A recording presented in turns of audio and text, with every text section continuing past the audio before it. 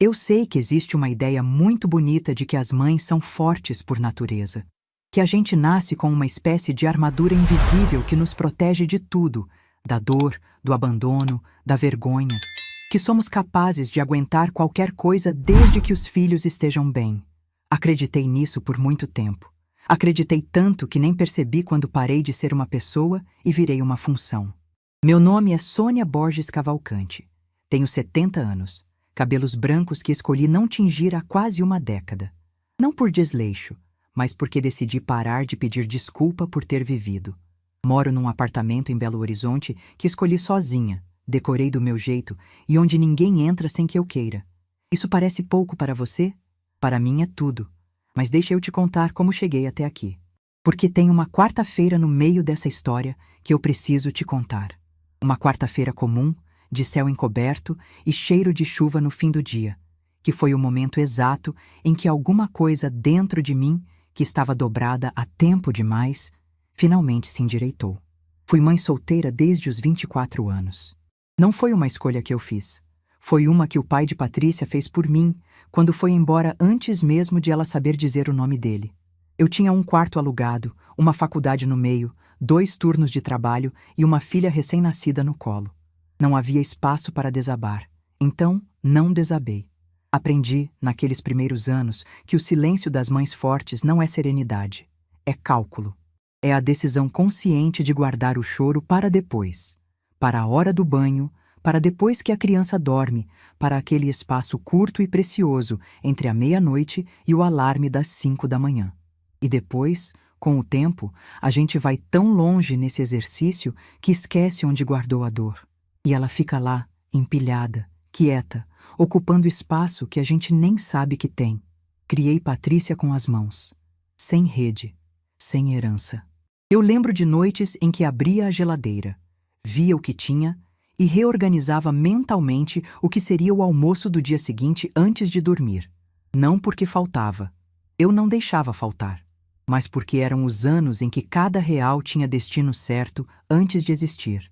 Formei em contabilidade aos 28, abri meu escritório aos 33 e fui construindo, tijolo por tijolo, uma vida que eu tinha orgulho de mostrar.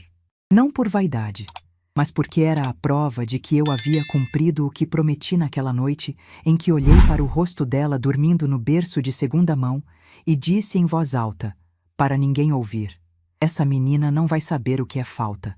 Quando Hélio chegou, Patrícia tinha 10 anos e eu tinha 34.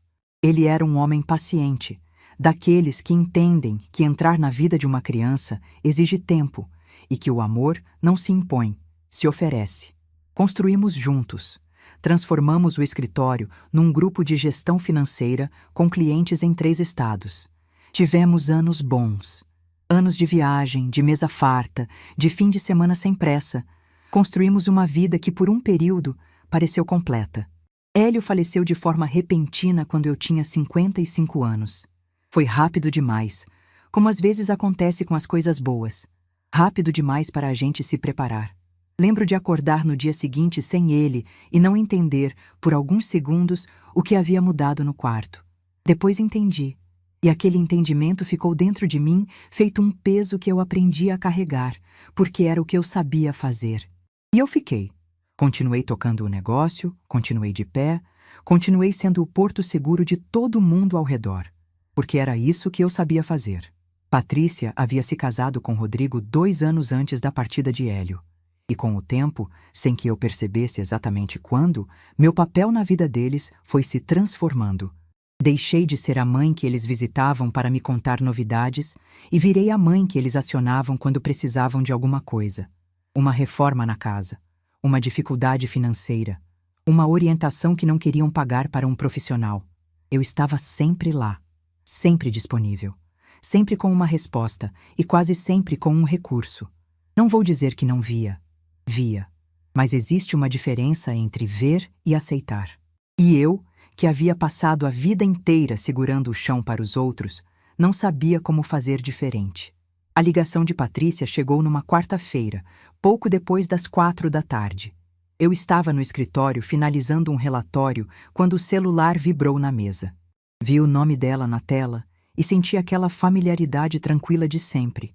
A filha ligando no fim do dia, provavelmente para perguntar se eu queria jantar com eles no fim de semana ou para me contar alguma coisa dos netos. Atendi no segundo toque. A voz dela já me disse tudo antes das palavras. Existe um tom específico que os filhos adultos usam quando vão pedir algo que sabem que não deveriam pedir. É um tom que mistura gentileza excessiva com pressa mal disfarçada, como se eles precisassem terminar a frase antes que você possa interromper. Eu conheço esse tom desde que Patrícia tinha 16 anos e queria me convencer de alguma coisa. Ela disse que havia uma situação com a Fernanda, a babá dos netos, uma moça jovem, dedicada, que cuidava das crianças havia 2 anos. Segundo Patrícia, Fernanda havia passado por um problema de saúde e não tinha nenhuma cobertura. Nenhum plano, nenhuma reserva, nada. E então veio a frase. Patrícia disse que, como eu quase não usava o plano de saúde mesmo, ela havia conversado com o pessoal do meu escritório para fazer uma transferência de titularidade. A minha vaga no plano empresarial passaria para o nome da Fernanda. Era uma coisa pequena, ela disse. Temporária. Eu ia entender, ela tinha certeza. Fiz silêncio. Ela continuou falando, preenchendo o espaço com mais palavras, como quem empilha travesseiros numa porta para evitar que alguém entre. Disse que eu era saudável, graças a Deus, que raramente precisava de médico, que a Fernanda estava numa situação difícil e que família ajuda família. Família ajuda família.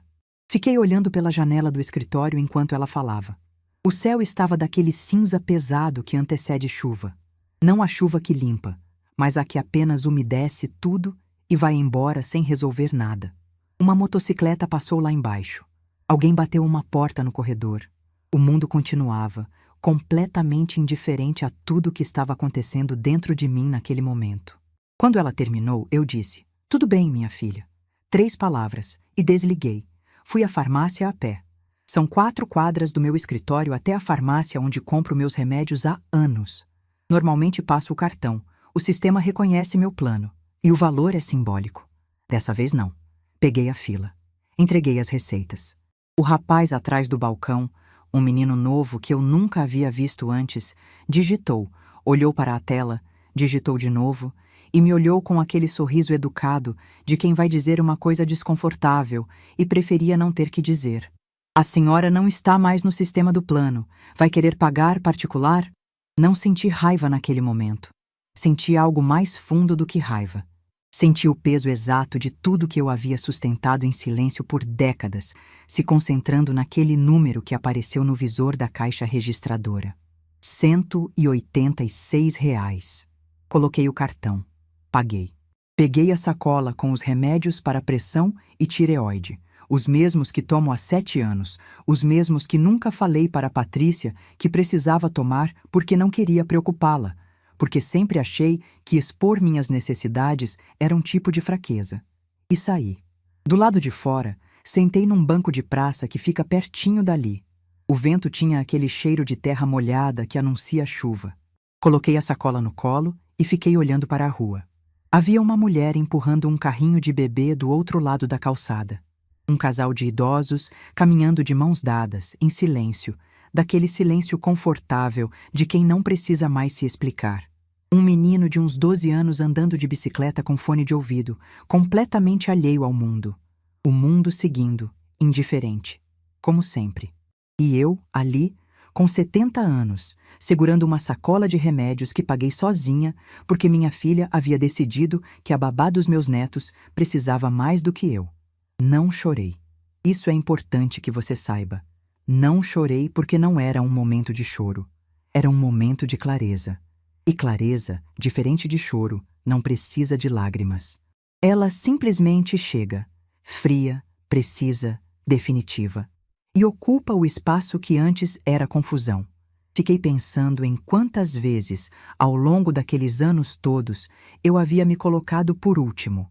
Não como sacrifício consciente e nobre, mas como hábito. Como uma postura que eu havia assumido tão cedo e mantido por tanto tempo que virou parte de quem eu era. A mãe que não reclama. A mãe que entende. A mãe que está sempre disponível, sempre de pé, sempre com café passado na hora e bolo de fubá na mesa. A mãe que quase não usa o plano mesmo. Essa frase ficou girando dentro de mim, não como acusação, mas como revelação. Era assim que minha filha me via, como alguém que ocupa espaço sem necessidade real, como uma vaga que pode ser realocada quando aparecer alguém com uma demanda mais urgente. E o pior, eu havia deixado que ela chegasse a essa conclusão. Havia sido tão discreta nas minhas próprias necessidades, tão cuidadosa para não incomodar, que acabei convencendo minha própria filha de que eu não precisava de nada. Fiquei quanto tempo naquele banco? Não sei ao certo. O suficiente para a chuva que estava chegando desistir e ir embora sem cair. O suficiente para uma pomba pousar do meu lado, me olhar com aquela indiferença característica dos animais que vivem em cidade e ir embora também. Quando me levantei, peguei a sacola, endireitei a coluna, esse gesto automático que minha mãe me ensinou quando eu tinha 8 anos. Costas retas, Sônia, você é uma Borges. E andei de volta para o escritório. Havia algo diferente no meu passo. Não sei se você consegue imaginar o que é ter 70 anos e sentir que uma decisão se formou dentro de você tão completamente, tão sem hesitação, que o corpo inteiro reconhece antes da mente terminar de processar. Como quando a gente encontra a chave que estava procurando num lugar óbvio. E a sensação não é de alegria, é de é claro que era aqui. Era isso, não raiva, não mágoa. Algo muito mais antigo do que as duas. Uma espécie de cansaço que finalmente encontrou a porta certa e disse: aqui, é aqui que termina. Sentei na minha mesa, afastei o relatório pela metade e peguei o telefone. Liguei para Dr. Marcelo. 20 anos de parceria deixam um homem acostumado a reconhecer o que uma ligação direta, não pela secretária, não por mensagem, significa. Ele atendeu no primeiro toque. Disse a ele com a voz mais tranquila que já usei em toda a minha vida: Marcelo, preciso que você tome 3 providências ainda essa semana. Anota aí. Ele perguntou se eu estava bem. Disse que estava. E era verdade. Estava melhor do que havia estado em anos. Ele anotou. Naquela noite, enquanto Patrícia jantava no apartamento que ela não sabia que era meu, e Rodrigo conferia os números da empresa que ele não sabia que eu sustentava, eu aqueci uma sopa, assisti ao noticiário e fui dormir às 10 horas. Não senti culpa. Não senti medo. Senti, pela primeira vez em muito tempo, algo que eu havia deixado de reconhecer dentro de mim. Senti que eu havia voltado. Tem uma coisa que ninguém te conta sobre ser a pessoa forte da família. Ninguém te conta que, com o tempo, ser forte deixa de ser uma escolha e vira uma expectativa. E expectativa, diferente de escolha, não tem limite. Não tem fim de expediente. Não tem dia de folga. Você simplesmente vai sendo acionada. Como se aciona uma tomada, sem pensar de onde vem a energia, sem se perguntar se a corrente um dia vai acabar. Eu fui essa tomada por décadas, e o mais curioso é que nunca ninguém precisou me pedir. Eu mesma fui ocupando esse lugar, tijolo por tijolo, achando que era amor. E era. Mas era também um hábito, e hábitos antigos têm raízes que a gente não vê até o dia em que tenta arrancar. Deixa eu te contar o que estava embaixo da superfície dessa história. O que Patrícia não sabia. O que Rodrigo sabia, mas preferia não nomear. E o que eu mesma demorei décadas para entender sobre mim mesma. Quando Patrícia casou com Rodrigo, eu estava com 53 anos e um escritório que havia me custado metade da vida construir. Rodrigo era engenheiro civil, competente na profissão, ambicioso da maneira que os homens jovens costumam ser quando ainda acham que ambição e preparo são a mesma coisa. Ele tinha planos grandes. Só faltava o que quase sempre falta no começo: capital. A conversa aconteceu num domingo, alguns anos depois do casamento deles. Patrícia havia saído para uma tarde com as amigas, e Rodrigo apareceu no meu escritório com aquela expressão de quem ensaiou o que ia dizer, mas ainda não tem certeza de como vai soar. Ele queria abrir a própria empresa. Tinha contratos promissores com uma construtora regional e um plano de negócios que havia montado durante meses. O que faltava era a garantia financeira inicial, o tipo de aporte que dá credibilidade para quem está começando, que abre portas que currículo e promessa não abrem. Escutei tudo. Fiz perguntas. Analisei os números que ele trouxe com a seriedade de quem passou 30 anos entendendo de gestão financeira. E então ele disse a parte que eu não esperava. Pediu que eu nunca contasse para Patrícia. Não porque havia algo errado, mas porque ele queria que a empresa fosse construída com o nome dele na frente, sem que a mulher soubesse que a sogra havia entrado como base. Queria ser, nas palavras dele, o homem que construiu sozinho. Disse que Patrícia o respeitaria mais assim, que a dinâmica entre eles ficaria mais saudável se ela achasse que ele havia conseguido sem depender da família dela. Fiquei olhando para ele por um momento. Hoje, com a distância que o tempo dá, consigo ver o quanto aquele pedido já dizia tudo sobre o que viria depois. Um homem que precisa esconder a origem do seu sucesso não está construindo, está encenando. E eu, que deveria ter entendido isso ali, concordei. Entrei como sócia silenciosa. Constituímos uma empresa no meu nome, a SBC Participações, iniciais do meu nome completo, que ele mesmo sugeriu achando que era elegante. E formalizamos tudo em contrato, com cláusulas que Dr. Marcelo redigiu com o cuidado de sempre. Rodrigo assinou sem ler com a atenção que merecia. As pessoas raramente leem o que assinam quando estão animadas com o futuro. Por anos, a empresa dele funcionou com o meu dinheiro como coluna vertebral. Ele cresceu, contratou funcionários, fechou contratos, e eu recebi minha participação nos lucros todo mês, em silêncio, enquanto Patrícia achava que o marido havia construído tudo com as próprias mãos. Guardei esse segredo como guardei tantos outros ao longo da vida, com cuidado, sem drama, e com a convicção ingênua de que o momento certo para contar sempre chegaria. Nos primeiros anos, acompanhei o crescimento da empresa de longe, recebia os relatórios mensais, analisava as margens, sugeria ajustes por intermédio do Dr. Marcelo, nunca diretamente, para não quebrar a ficção que Rodrigo havia pedido para manter. Quando a empresa passou por um momento turbulento no terceiro ano, um contrato grande que não se concretizou, uma crise de fluxo de caixa que poderia ter encerrado tudo, foi uma injeção discreta da SBC Participações que segurou o negócio em pé. Rodrigo nunca comentou esse episódio com Patrícia. Ela soube apenas que tinham passado por um período difícil, mas havia se resolvido. E se resolveu, com o meu dinheiro, trabalhando em silêncio por baixo de uma história que ele contava como se fosse só dele. Não me arrependo de ter ajudado, mas me arrependo de ter ajudado de um jeito que me apagava. Mas havia mais. Sempre havia mais.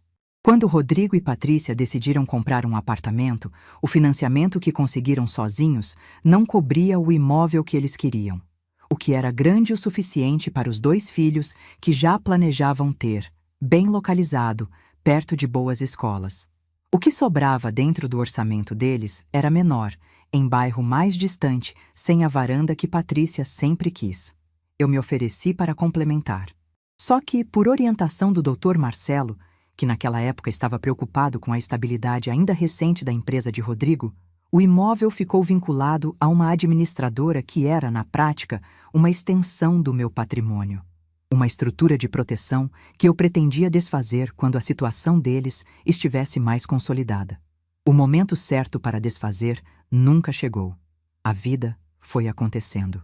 E o apartamento onde Patrícia criou os 2 filhos, onde Rodrigo recebia os sócios para jantar, onde as crianças aprenderam a andar, esse apartamento nunca deixou de ser, juridicamente, uma extensão do que eu havia construído.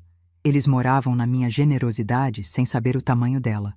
E eu deixava, porque era mais fácil do que ter a conversa.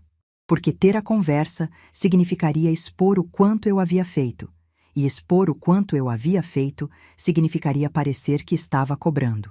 E mãe que cobra parece mãe que não ama de graça. Essa é a armadilha das pessoas que cuidam demais.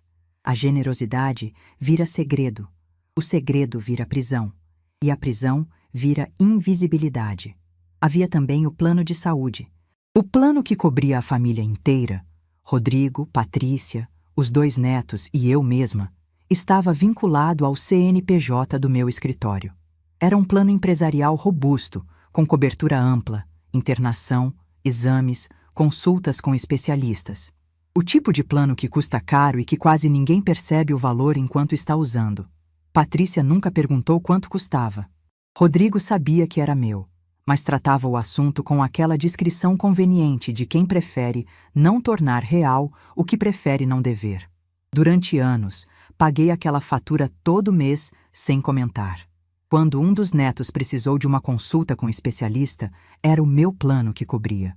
Quando Rodrigo fez um procedimento que não era urgência, mas que aliviou muito a vida dele, era o meu plano. Quando Patrícia teve aquele susto com um nódulo benigno há 4 anos, um episódio que durou 3 semanas de angústia e que terminou bem, graças a Deus, todos os exames, todas as consultas, todos os retornos eram cobertos pelo plano que eu pagava e sobre o qual nunca falei uma palavra sequer. Eu me lembro de cada uma daquelas 3 semanas com uma nitidez que o tempo não apagou. Lembro de ficar no escritório esperando o telefone tocar com o resultado de exame, sem que Patrícia soubesse que eu estava esperando junto. Lembro de uma noite em que ela me ligou chorando, dizendo que estava com medo, e eu fiquei na linha com ela por 2 horas, dizendo que ia ficar tudo bem. Enquanto por dentro eu rezava com uma intensidade que não sentia desde a infância. Quando o resultado final saiu favorável, eu desliguei o telefone, sentei na beira da cama e respirei fundo por um tempo que não soube medir. Nunca disse a ela que havia acompanhado cada detalhe daquele processo, que conhecia o nome de cada médico que ela consultou, o valor de cada exame, cada cobertura acionada. Que enquanto ela achava que estava passando por aquilo sozinha com o marido, eu estava ali, invisível, presente, pagando a conta sem fazer barulho. Quando ela me ligou naquela quarta-feira dizendo que eu quase não usava o plano mesmo, eu pensei em tudo isso. Pensei nos 3 anos de consultas dos netos, no procedimento de Rodrigo, nas 3 semanas de exames dela, no valor que sai da minha conta todo primeiro do mês há mais de uma década, silencioso e pontual como tudo que eu sempre fiz. Quase não usava, ela disse, quase não usava. Existe uma dor específica que não tem nome na língua portuguesa, ou em nenhuma outra, até onde eu sei. É a dor de perceber que você se tornou invisível, não porque as pessoas são más, mas porque você as treinou para não te enxergar. Eu treinei Patrícia durante décadas a me ver como suporte, não como pessoa. Cada vez que resolvi um problema sem reclamar, ensinei que problemas podiam ser trazidos para mim sem custo emocional. Cada vez que paguei algo sem mencionar, ensinei que recursos eram ilimitados. Cada vez que fiz sem pedir reconhecimento, ensinei que fazer era suficiente, que eu não precisava de nada além disso. Não foi mal intencionada da parte dela. Isso é o que eu precisava entender. E demorei para entender, antes de conseguir olhar para aquela quarta-feira com clareza. Patrícia não acordou um dia decidida a me tratar como descartável. Ela simplesmente cresceu dentro de um padrão que eu mesma construí, onde a mãe é o chão. O chão é firme, e chão firme não precisa de atenção. O problema é que eu estava cansada de ser chão. Cansada de ser pisada sem que ninguém perguntasse se eu estava bem embaixo. Naquela noite, depois de ligar para o Dr. Marcelo e passar as 3 providências, fiz uma coisa que não fazia há anos. Sentei na varanda do meu apartamento com uma xícara de chá e não fiz nada. Não li. Não liguei o televisor. Não chequei e-mails. Fiquei ali, olhando para as luzes de Belo Horizonte se acendendo uma por uma, enquanto a noite chegava, e deixei os pensamentos virem sem tentar organizá-los. Pensei em Patrícia bebê, naquele quarto alugado que cheirava a mofo no inverno e que eu disfarçava com uma vela de baunilha. Pensei nela aprendendo a andar, segurando o meu dedo com uma força que parecia impossível para uma criança tão pequena. Pensei na formatura dela, quando ela me apresentou para os amigos como minha mãe, a melhor pessoa do mundo, com aquele orgulho genuíno e descomplicado que os filhos têm antes de crescerem e aprenderem a tomar as pessoas que amam como certas. Não senti amargura. Isso talvez surpreenda você. Mas o que senti foi algo mais parecido com tristeza tranquila. Aquela tristeza que não paralisa, que não implode, que apenas assenta. Como o sedimento que desce para o fundo quando a água para de ser agitada. Eu havia passado 46 anos sendo a água agitada. Estava na hora de parar. O que vinha pela frente não seria simples. Eu sabia disso. Sabia que quando as 3 providências que passei para o Dr. Marcelo começassem a se materializar, a vida de Patrícia e Rodrigo viraria de cabeça para baixo. Sabia que viriam conversas difíceis, que viriam lágrimas, que viria a pergunta por que você fez isso, mãe, com aquela entonação de acusação que os filhos usam quando estão com medo. Mas sabia também, e essa certeza era nova, firme, quase estranha de tão inteira, que eu havia esperado tempo demais. Que toda ação tem um custo, que toda omissão também, e que o custo da minha omissão havia sido pago em silêncio, em invisibilidade, em ser tratada como uma vaga que pode ser transferida para quem precisa mais. Havia também outra coisa que eu precisava admitir para mim mesma naquela noite, algo que era mais difícil do que reconhecer o que Patrícia havia feito. Era reconhecer minha parte nisso tudo. Durante anos, recusei elogios. Quando alguém dizia que eu era extraordinária por ter criado uma filha sozinha, construído uma empresa do zero, sustentado uma família inteira nas costas, eu desviava o assunto, mudava de tema. Dizia que não era nada, que qualquer mãe faria o mesmo. E ao fazer isso, fui ensinando às pessoas ao meu redor que o que eu fazia não tinha peso, que era natural, que era esperado. Fui a arquiteta da minha própria invisibilidade. E essa percepção, naquela noite de quarta-feira com chá esfriando na xícara, foi a mais libertadora e a mais dolorosa ao mesmo tempo. Terminei o chá, lavei a xícara, fui dormir. E pela primeira vez em muito tempo, dormi sem ficar pensando no que os outros precisavam de mim no dia seguinte. Amanhã seria diferente. Eu seria diferente. E eles ainda não sabiam disso. Mas essa noite, a noite mais silenciosa da minha vida adulta, foi a última em que o mundo deles continuaria exatamente como eles imaginavam que era. Existe uma expressão que eu aprendi com meu pai quando era criança. A corda sempre arrebenta do lado mais fraco. Ele dizia isso como aviso, como lição de vida, como se estivesse me preparando para um mundo que cobra juros sobre tudo. Na época, eu não entendia direito o que ele queria dizer. Passei décadas achando que a corda fraca era eu. Demorei 70 anos para entender que eu nunca fui a corda fraca. Eu era quem estava segurando. Na manhã seguinte à ligação de Patrícia, acordei às 6h30 como sempre. Aqueci café, comi uma fruta, me arrumei com calma.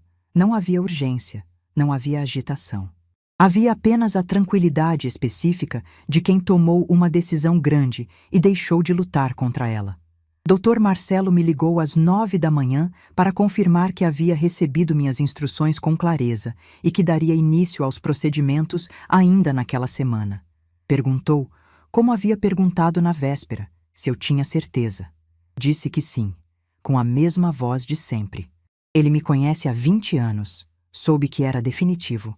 As 3 providências eram simples na forma, mas cada uma delas carregava o peso de anos de silêncio se desfazendo de uma vez. A primeira, as cotas da SBC Participações, a empresa que havia sustentado o negócio de Rodrigo desde o começo, que havia sobrevivido à crise do 3º ano, que havia crescido com o meu dinheiro trabalhando por baixo como fundação invisível, seriam transferidas para uma fundação beneficente que eu já mantinha há anos. O contrato original da sociedade previa, em cláusula que Rodrigo havia assinado sem ler com atenção, meu direito irrestrito de saída unilateral, sem necessidade de aprovação, sem prazo mínimo, sem negociação.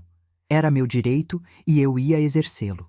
A segunda, a administradora vinculada ao apartamento onde Patrícia e Rodrigo moravam, receberia instrução formal de não renovação do contrato de locação, que vencia em 90 dias.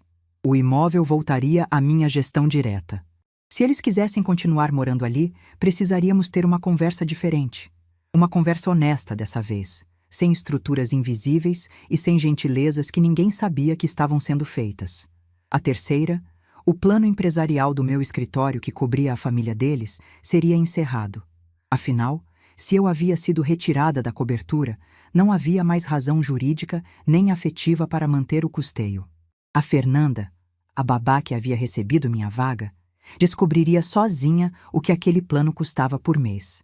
E Patrícia descobriria o que havia no mundo além da generosidade silenciosa da mãe que quase não usava. Enquanto o Dr. Marcelo anotava, sentia algo que não esperava sentir: leveza. Não o alívio de quem se vingou, mas a clareza de quem parou de fingir que está bem quando não está. São coisas completamente diferentes, e eu precisei de 70 anos para aprender a distinguir uma da outra. Desliguei o telefone. Fui trabalhar. Os dias que se seguiram foram os mais tranquilos que eu havia vivido em muito tempo. Continuei minha rotina com uma leveza que não reconhecia desde antes de Hélio partir. Trabalhei. Almocei com uma cliente antiga que sempre me fez rir. Fui ao cinema numa quinta-feira à noite, coisa que não fazia há anos, daquelas que a gente adia sem motivo até perceber que postergou tanto que virou hábito. Dormi bem, acordei descansada, reguei as plantas da varanda que haviam ficado esquecidas. Patrícia me ligou 2 vezes naquela semana. Conversa de rotina, como estava, se eu havia almoçado, se precisava de alguma coisa. Respondi com naturalidade. Perguntei dos netos, dei risada de uma história que ela contou. Nada diferente do habitual. Porque não havia nada diferente no meu comportamento. A diferença estava no que eu havia decidido, e decisões não fazem barulho enquanto ainda estão se materializando. Rodrigo não me ligou nenhuma vez. Rodrigo raramente ligava. Foi numa quinta-feira à noite, 11 dias depois da ligação de Patrícia, que tudo aconteceu. Eu estava na varanda, no mesmo lugar onde havia tomado chá naquela quarta-feira de revelação, lendo um livro que havia comprado há meses e nunca encontrado tempo para começar. O apartamento estava quieto. A cidade lá embaixo fazia aquele rumor constante de cidades grandes que a gente aprende a não ouvir. E eu me lembro de pensar que estava bem. Simplesmente bem. Sem a ansiedade de quem espera alguma coisa, sem o peso de quem deve alguma coisa a alguém. Quando o celular tocou, era a Patrícia. O horário era incomum, quase 10 da noite, e a voz dela, quando atendi, era uma voz que eu não ouvia há muitos anos. Uma voz que me levou de volta para a noite em que ela tinha 16 anos e havia se perdido numa festa, quando me ligou de um orelhão sem saber bem onde estava. Era a voz de alguém que está com medo e ainda não entende exatamente do quê. Ela disse meu nome 2 vezes, antes de conseguir formar uma frase inteira. Disse que Rodrigo havia visto uma coisa no extrato do banco e que estava muito agitado, que estava falando coisas que ela não estava conseguindo entender, que ele havia pedido para ela me ligar. Fiz silêncio. Ela continuou. Ele havia notado que a transferência mensal que entrava na conta deles havia desaparecido, substituída por uma notificação de encerramento de participação societária. Ela não entendia o que isso significava. Rodrigo havia ficado pálido, havia saído da sala. Havia voltado com o celular na mão, mostrando uma pesquisa que havia feito no sistema da Receita Federal. A voz dela tremeu quando disse a próxima frase. Mãe, o CNPJ da empresa que estava depositando dinheiro pra gente todo mês, aparece o seu nome. Esperei 1 segundo. Apenas 1. Eu sei, minha filha. O silêncio do outro lado durou o tempo de uma respiração inteira. Você sabia? Sempre soube. Era minha empresa. Preciso que você entenda o que aconteceu do lado de lá daquele telefone, porque Patrícia me contou tudo depois, detalhe por detalhe, naquela manhã em que veio me ver com os olhos inchados e as mãos tremendo. Rodrigo havia aberto o aplicativo do banco para checar um lançamento qualquer, uma conta de fornecedor, algo trivial. E viu que a transferência que entrava todo mês como distribuição de lucros SBC Participações havia sido substituída por um aviso seco em linguagem bancária fria, encerramento de participação societária por exercício de cláusula contratual. Ele havia ficado olhando para aquela tela por um tempo que Patrícia não soube medir. Depois, havia pesquisado o CNPJ da SBC no Sistema Público da Receita Federal. O nome da sócia majoritária que havia encerrado a participação apareceu completo, sem ambiguidade. Sônia Borges Cavalcante. Naquele momento, Rodrigo entendeu, de uma vez, sem possibilidade de negação, o que havia ficado escondido por 8 anos. Que o dinheiro que havia dado credibilidade à empresa dele, que havia segurado o negócio durante a crise do 3º ano, que havia chegado todo mês como renda que ele tratava como conquista própria, era da sogra. Mas não tinha terminado. Ainda com o celular na mão, uma notificação chegou por e-mail. Era da administradora do imóvel onde moravam, aquela empresa com um nome genérico que processava o contrato de locação todo mês de forma tão silenciosa que eles haviam parado de notar. O e-mail comunicava a não renovação do contrato, que vencia em 90 dias, e solicitava confirmação de ciência. Rodrigo pesquisou o CNPJ da administradora e encontrou, mais uma vez, o mesmo nome. Foi nesse momento que ele chamou Patrícia para a sala e começou a tentar explicar o que havia descoberto. Mas as palavras não estavam vindo em ordem, porque não há ordem natural para a compreensão de que o chão que você pisou por anos tinha nome, e você nunca se deu ao trabalho de perguntar qual era. Patrícia me contou que ele repetiu a mesma frase 3 vezes, como se precisasse ouvir em voz alta para acreditar. A sua mãe era a sua mãe. Era tudo da sua mãe. E então ela pegou o telefone e me ligou. Ficamos em silêncio por alguns segundos depois que eu confirmei. Depois ela perguntou, com uma voz que eu nunca havia ouvido dela, nem na adolescência, nem nos momentos mais difíceis. Ela perguntou: "Por quanto tempo, mãe?" Respondi com calma. Dei os números. 8 anos de sociedade na empresa. O imóvel vinculado desde o começo do casamento. O plano de saúde há mais de uma década. Cada informação que eu dava era seguida por um silêncio diferente. O silêncio de quem está recalculando, de quem está abrindo gavetas dentro da própria memória e encontrando, em cada uma, algo que não havia conseguido nomear antes, e que agora, de repente, tinha nome. As 3 semanas do nódulo. Os netos no especialista. O procedimento de Rodrigo. Cada consulta, cada exame, cada resultado que ela havia recebido com a sensação de que tudo estava sendo cuidado como por uma força anônima e benevolente. Essa força tinha nome, endereço e CNPJ. Tinha o meu nome. Houve um momento, no meio daquela ligação, em que eu ouvi Patrícia chorar. Não o choro dramático de quem quer ser ouvida, mas aquele choro baixo, contido, de quem está entendendo alguma coisa que não pode ser desfeita. É um choro que eu reconheço. É o mesmo que eu mesma havia feito sozinha, em tantas madrugadas ao longo de décadas. Só que eu chorava de acúmulo e ela chorava de revelação. São coisas diferentes, mas doem do mesmo jeito. Eu não precisei dizer nada sobre o plano de saúde. Ela chegou lá sozinha. Quando o silêncio do outro lado ficou longo demais, eu disse apenas: "Dorme, Patrícia. A gente conversa amanhã." E desliguei. Fiquei na varanda por mais um tempo depois de desligar. A noite estava aberta, uma dessas noites de céu limpo que Belo Horizonte tem no outono, quando o ar seca e as estrelas aparecem com uma nitidez que a gente esquece que existe. Uma vizinha do andar de baixo estava tocando violão, algo suave, sem pressa, daquelas melodias que não têm começo nem fim identificável. Não senti triunfo. Isso também é importante que você saiba, porque a palavra triunfo pressupõe uma batalha, e o que eu havia feito não foi uma batalha, foi uma escolha.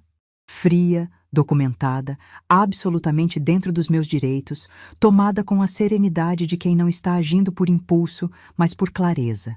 O que senti foi algo mais parecido com o fim de um ruído constante. Sabe aquele barulho de fundo que fica tão presente na sua vida que você para de escutar, até o dia em que some e o silêncio que vem depois tem uma qualidade diferente, quase física? Era isso. Décadas de tensão silenciosa, de generosidade represada, de invisibilidade acumulada. Tudo aquilo havia encontrado seu ponto de resolução naquela noite. Não de forma dramática, não com gritos ou confrontos ou revelações públicas, com um extrato bancário, com um CNPJ pesquisado às 10 da noite por um homem que havia assinado documentos sem ler, com o telefone de uma filha que, pela primeira vez em muito tempo, estava ouvindo a voz da mãe sem saber exatamente o tamanho do que estava ouvindo. Fui dormir quando o violão da vizinha parou, e naquela noite, antes de fechar os olhos, pensei em algo que minha mãe costumava dizer quando eu era criança e reclamava que as coisas levavam tempo demais para acontecer. Ela dizia: "Sônia, água mole em pedra dura, tanto bate até que fura." Ela estava certa. Sempre esteve. Só que dessa vez, a pedra não era o mundo lá fora. Era eu. E eu havia finalmente furado. Amanhã, quando Patrícia chegasse à minha porta com os olhos vermelhos e as perguntas que eu sabia que viriam, eu estaria pronta. Não com defesas. Não com justificativas. Apenas com a verdade. Simples, inteira, sem ornamentos. A verdade de uma mulher que passou a vida construindo o chão dos outros e que numa quarta-feira comum de céu encoberto decidiu construir o próprio. Minha mãe tinha um ditado para quase tudo. Era daquelas mulheres que carregavam sabedoria popular como quem carrega a chave no bolso, sempre à mão, sempre pronta para abrir alguma coisa. Um dos que ela mais repetia, especialmente nos momentos em que eu estava brava com alguém e querendo gritar, era este: Filha, nunca responda no calor. Espera a água ferver, apaga o fogo e só então abre a panela. Eu demorei a entender o que ela queria dizer. Achei por muito tempo que era um conselho sobre paciência. Só depois de velha, entendi que era um conselho sobre poder. Quem abre a panela na hora certa, controla o que sai dela. Patrícia chegou às 8h40 da manhã seguinte. Eu já estava acordada havia 2 horas. Havia feito café, arrumado a cozinha, regado as plantas da varanda e separado uma receita de bolo de fubá que estava querendo testar há semanas. Não por ansiedade, mas porque sempre funcionei melhor em movimento e porque queria que, quando ela chegasse, o apartamento cheirasse a algo familiar. Algo que dissesse: aqui ainda é a casa da sua mãe. Isso não mudou. Ouvi a campainha e fui abrir a porta com as mãos ainda levemente enfarinhadas de tanto mexer na tigela. Patrícia estava do lado de fora com um casaco que não era do tempo. O dia estava quente, e os olhos com aquela vermelhidão específica de quem não dormiu ou dormiu mal. Rodrigo não havia vindo. Eu não esperava que viesse. Esse era um encontro entre nós duas, e no fundo, acho que os dois sabiam disso. Deixei ela entrar. Indiquei a cadeira que ela sempre sentou desde criança, a da cabeceira da mesa da cozinha, de onde dá para ver a janela e o pedaço de céu que aparece entre os prédios. Coloquei café na xícara dela sem perguntar se queria. Sentei do outro lado da mesa. E esperei. Ela ficou um bom tempo sem falar. Envolvia a xícara com as 2 mãos, olhava para o café, olhava para mim, voltava para o café. Eu a conheço desde antes dela existir. Conheço cada variação do silêncio dela. E aquele era o silêncio de quem tem muita coisa para dizer e não sabe por qual fio puxar sem que tudo desabe de uma vez. Olhei para ela com atenção naquele silêncio.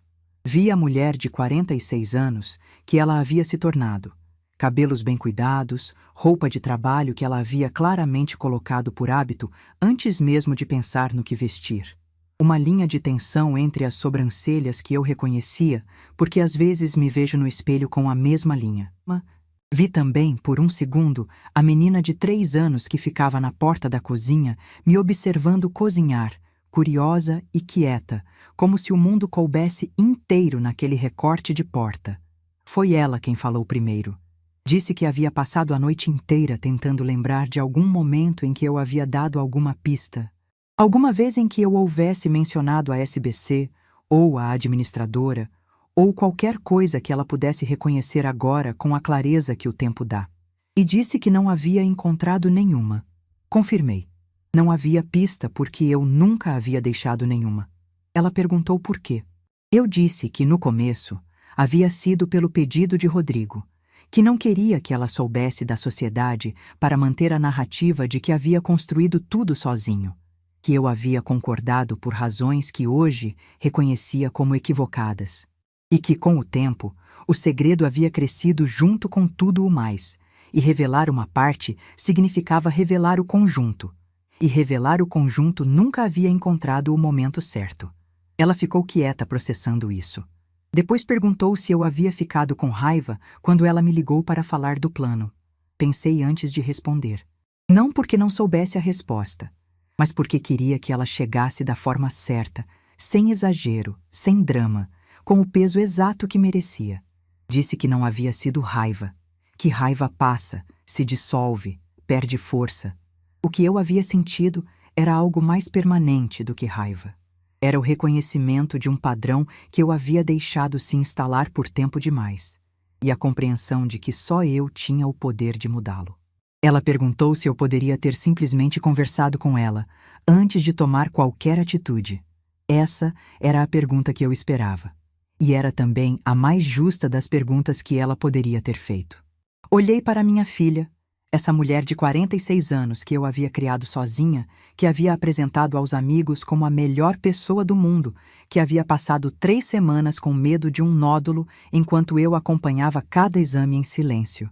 E respondi com honestidade. Disse que poderia sim, que havia oportunidades ao longo dos anos para ter conversas que eu não tive. Que parte da responsabilidade pelo que havíamos nos tornado era minha. Porque eu havia escolhido o caminho do silêncio repetidas vezes, achando que era proteção, quando na verdade era um muro que fui construindo dos dois lados ao mesmo tempo. Mas disse também que a conversa que ela estava esperando que eu tivesse com ela, a conversa sobre limites, sobre respeito, sobre o que estava sendo dado e o que estava sendo ignorado, essa conversa precisaria ter vindo dos dois lados.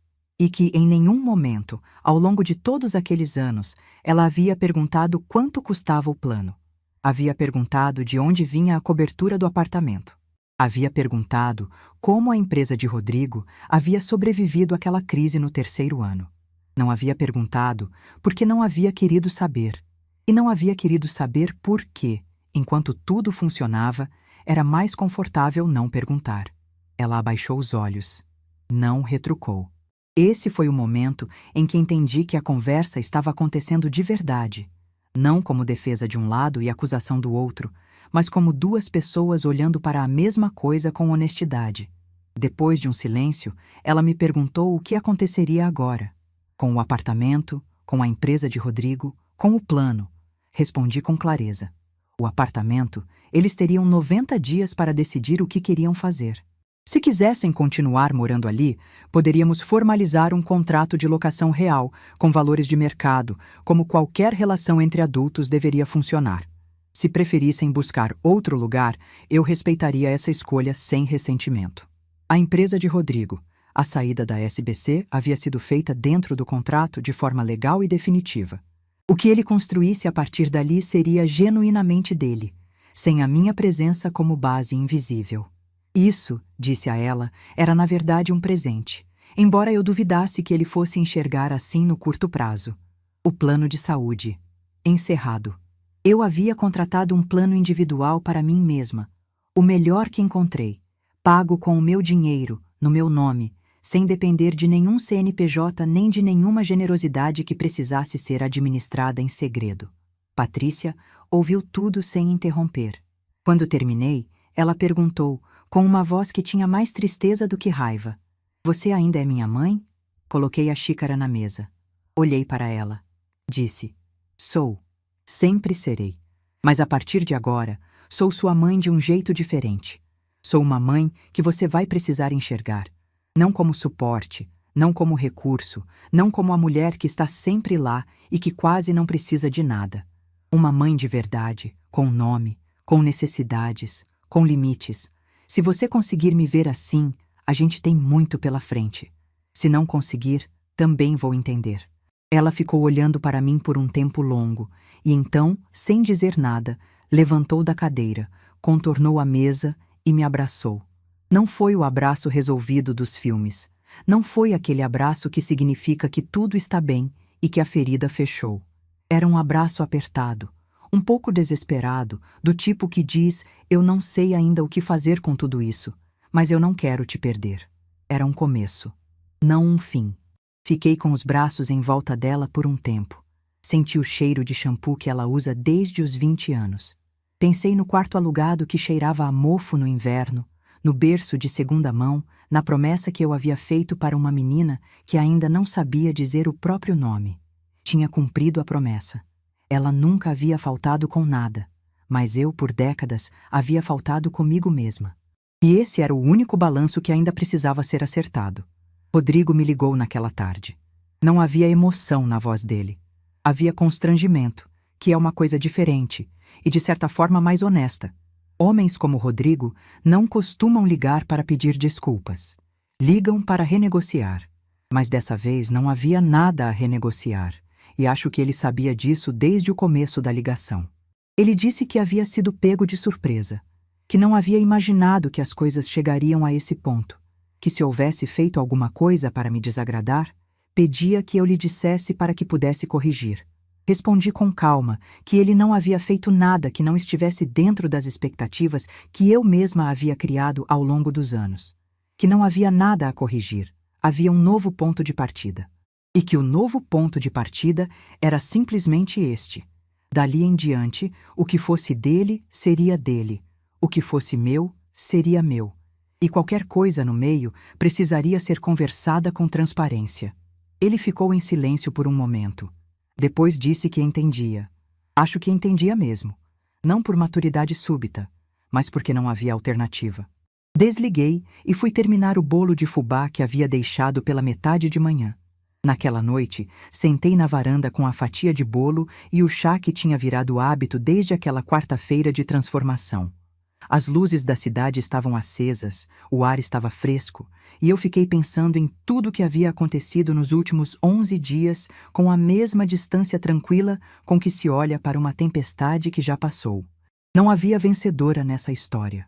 Isso era importante reconhecer. Havia uma mulher que havia passado décadas apagada pela própria mão e que havia decidido, por fim, reaparecer.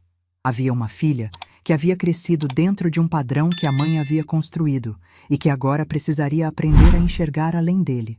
Havia um homem que havia assinado documentos sem ler e que agora encarava as consequências de uma distração que durou 8 anos.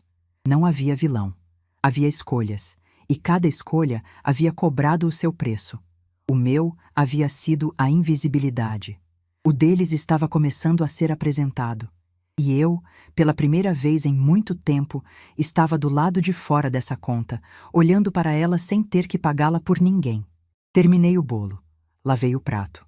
Antes de ir dormir, passei pela sala e olhei para uma fotografia que tenho num porta-retrato de madeira escura desde sempre. Eu e Patrícia, na formatura dela, os dois abraçadas. Ela com o cabelo torto e um sorriso que tomava o rosto inteiro. Eu com aquele vestido azul marinho que comprei especialmente para o dia e que guardei no fundo do armário por anos depois, sem conseguir descartar. Fiquei olhando para aquela foto por um momento. Não estava apagando aquela mulher do porta-retrato. Estava apenas recusando ser apenas ela. A mulher do fundo. A que sorri e apoia, e está sempre lá. Estava decidindo ser também a mulher que existia antes e depois daquele dia de formatura. A Sônia inteira, com todos os capítulos, não apenas os que serviam de apoio para essa história de alguém. Apaguei a luz da sala e fui dormir. Amanhã eu acordaria como Sônia. Não como suporte, não como recurso, não como a mãe que quase não precisa de nada. Apenas Sônia. E depois de 70 anos, isso era mais do que suficiente. 6 meses.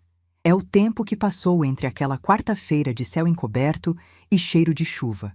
A quarta-feira do plano de saúde, da farmácia, dos 186 no visor. E hoje, quando me sento aqui para contar o final dessa história.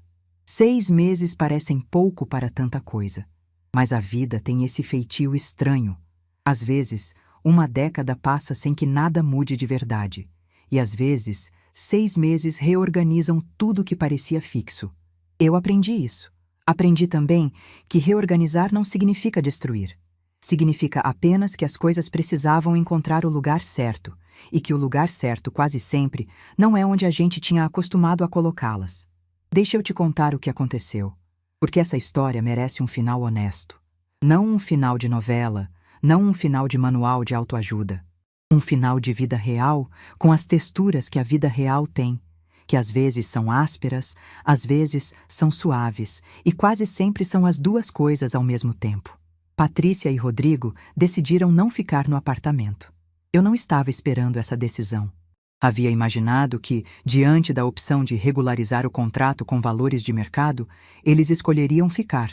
O apartamento era grande, bem localizado, as crianças tinham escola perto, a vida deles estava enraizada naquele endereço. Mas Rodrigo me ligou 2 semanas depois da nossa conversa e disse, com uma voz que eu reconheci como a de alguém que ensaiou muito antes de discar, que eles haviam decidido buscar um lugar próprio, que precisavam de um imóvel que fosse genuinamente deles, que entendiam minha posição, mas que morando num espaço que dependia da minha decisão para continuar existindo, eles nunca conseguiriam construir de verdade. Fiquei em silêncio depois que ele terminou. E então disse que achava que ele havia tomado a decisão mais madura da vida dele. E era verdade. Eles se mudaram num sábado de março. Alugaram um apartamento menor, num bairro um pouco mais distante, com uma varanda que Patrícia me mandou foto, dizendo que havia decorado com plantas. E acrescentou que havia aprendido a gostar de plantas comigo. Essa mensagem eu guardei. A empresa de Rodrigo, sem a SBC Participações, passou por 3 meses difíceis. Ele precisou renegociar prazos com fornecedores, buscar uma linha de crédito no banco, cortar 2 contratos que não eram lucrativos o suficiente para sobreviver sem a gordura que o meu aporte proporcionava. Em outras palavras, precisou, pela primeira vez, sentir o peso real do que havia construído e descobrir se conseguia sustentar sozinho. Conseguiu, com esforço, com suor, com algumas noites que Patrícia me descreveu como as mais tensas do casamento deles. Mas conseguiu. Nunca disse isso para ele diretamente. Mas penso que foi o período mais valioso da vida profissional de Rodrigo. Não porque foi fácil, mas exatamente porque não foi. Existe uma diferença fundamental entre saber que algo é seu e sentir que algo é seu. Ele passou 8 anos sabendo. Agora estava aprendendo a sentir. A Fernanda, a babá que havia recebido minha vaga no plano, descobriu o valor da mensalidade quando recebeu a primeira cobrança após a reestruturação. Patrícia me contou que ela ficou sem palavras, que havia assumido que era um benefício simples, módico, do tipo que empregadores oferecem como cortesia. Quando viu o valor real, precisou sentar. Não conto isso com satisfação. Conto porque é parte da história e porque essa parte diz algo importante. Quando a gente invisibiliza a própria generosidade por tempo demais, ela para de ter peso para quem recebe. A Fernanda não era má. Ela simplesmente nunca havia sido informada do tamanho do que estava recebendo, porque ninguém havia informado ninguém de nada, e o silêncio havia se tornado a linguagem padrão de todo mundo naquela família. Ao menos agora havia números. E números têm o dom brutal de tornar as coisas reais. Mas deixa eu te falar do que realmente importa nesse final.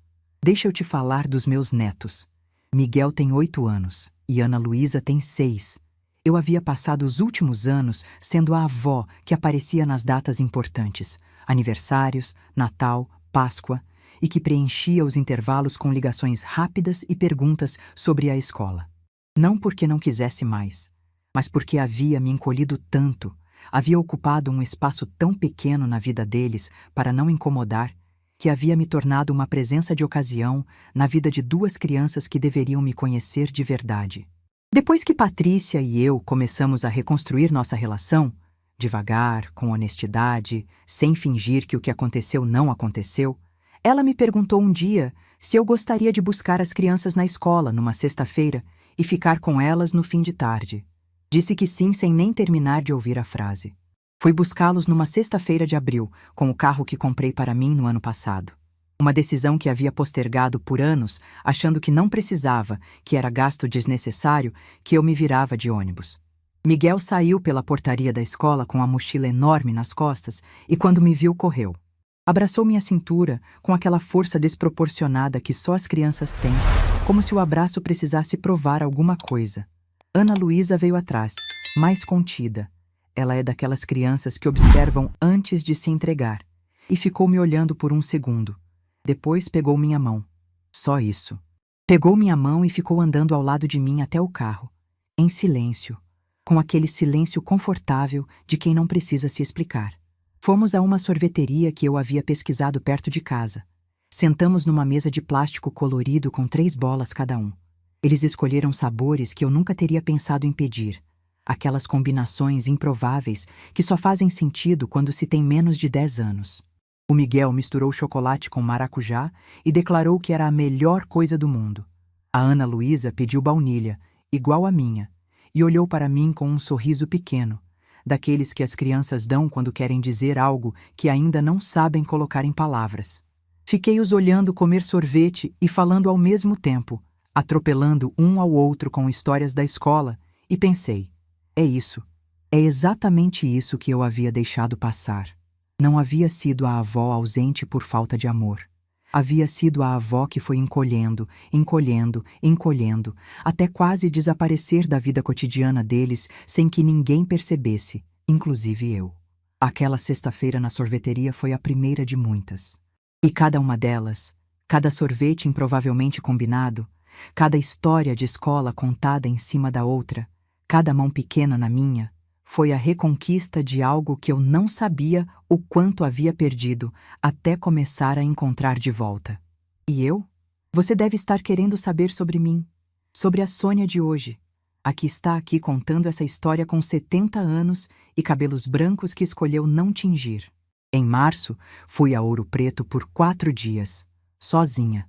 Havia querido ir há mais de 20 anos e sempre havia um motivo para não ir. O escritório, a agenda, alguém precisando de mim em alguma coisa. Fui no começo do outono, quando a cidade fica com aquela luz dourada que bate nas pedras e parece que o tempo desacelerou. Fiquei numa pousada pequena perto do centro, acordei sem alarme todos os dias, caminhei pelas ruas de pedra sem destino definido, entrei em igrejas que nunca havia visitado, comi em restaurante sozinha, sem sentir que precisava me justificar por estar sem companhia. Na última tarde, sentei numa escadaria de frente para uma praça com uma xícara de café na mão e fiquei olhando as pessoas passarem. Tinha uma mulher mais jovem sentada alguns degraus acima de mim, desenhando no caderno com aquela concentração de quem está completamente presente no que está fazendo. Um casal de turistas, fotografando tudo. Um senhor idoso alimentando pombas com uma paciência que só os anos ensinam.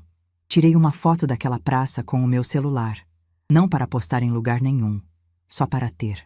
Para lembrar que existiu uma tarde em que eu estava ali, sem precisar ser de ninguém, sem ter que resolver nada, sem o peso de ser o chão de coisa alguma, e que aquela tarde era boa.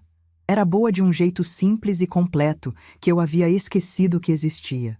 Fiquei pensando em como a vida tem essa capacidade de caber inteira num único momento quando a gente para de correr. Havia passado décadas correndo. Correndo para pagar conta, para resolver problema, para estar disponível, para não faltar. E havia esquecido que correr com tanto empenho para os outros é também uma forma de não precisar parar e olhar para dentro. Naquela escadaria em Ouro Preto, parei. E o que vi quando parei não foi arrependimento, não foi mágoa. Foi uma mulher que havia feito o que achava que precisava ser feito, que havia amado do jeito que sabia amar, e que havia chegado, um pouco tarde, mas ainda a tempo, ao entendimento de que amor não é apagamento. Amor não é se tornar invisível para que os outros apareçam. Amor com saúde exige presença, inclusive a sua própria. Patrícia e eu nos falamos toda semana agora, às vezes 2 vezes. As conversas mudaram. Tem menos relatos de problema e mais trocas de verdade, daquelas em que ela me conta o que está sentindo e eu faço o mesmo, sem filtrar, sem me preocupar em parecer frágil ou exigente. Ainda estamos aprendendo. Ainda tem semanas mais difíceis. Assuntos que chegamos perto e recuamos. Feridas que estão cicatrizando no tempo que precisam. Mas há algo entre nós que não havia antes. Honestidade. E honestidade, eu aprendi, é o único tipo de amor que não estraga com o tempo. Rodrigo me cumprimentou pelo aniversário esse ano com uma mensagem que não era dos netos, não era protocolo, era dele. 3 linhas simples dizendo que estava aprendendo a entender o que havia acontecido e que era grato, mesmo que ainda não soubesse completamente por quê. Respondi com 2 linhas. Era suficiente. Existe uma coisa que eu quero dizer para quem está ouvindo essa história e se reconheceu em algum pedaço dela. Para quem já foi a pessoa que segura o chão de todo mundo e nunca é perguntada se está bem. Para quem já aceitou ser retirada de um plano, de saúde, de família, de importância, porque era mais fácil do que criar conflito. Para quem já ficou na fila de uma farmácia pagando do próprio bolso algo que sempre havia sido invisível e sentiu naquele número no visor o peso de uma vida inteira de silêncio. Você não precisa de um roteiro dramático. Não precisa de documentos, de advogado, de revelação que derruba tudo. Às vezes, a virada mais poderosa da vida cabe numa decisão tomada em silêncio, numa escadaria de pedra, numa xícara de café que você preparou só para você. O que você precisa, o que eu precisei e demorei décadas para entender, é parar de tratar a sua própria presença como algo que pode ser realocado quando aparecer alguém com uma demanda mais urgente. Você não é uma vaga. Você tem nome, tem história. Tem 70 anos de decisões e sacrifícios que merecem ser vistos, não apenas usados. E se as pessoas ao seu redor ainda não entenderam isso, talvez seja a hora de parar de segurar o chão delas e descobrir com surpresa ou sem ela que elas são mais capazes de se sustentar do que você imagina. e que você, liberta do peso que carregou por tanto tempo, é muito mais inteira do que qualquer um deles jamais permitiu que você fosse. Meu nome é Sônia Borges Cavalcante. Tenho 70 anos, cabelos brancos que escolhi não tingir e uma vida que finalmente é minha. Isso é tudo, e é o suficiente. Se essa história tocou seu coração, deixe seu like, se inscreva no canal e comente aqui embaixo. No meu lugar, o que você faria? Sua mensagem pode iluminar o dia de alguém.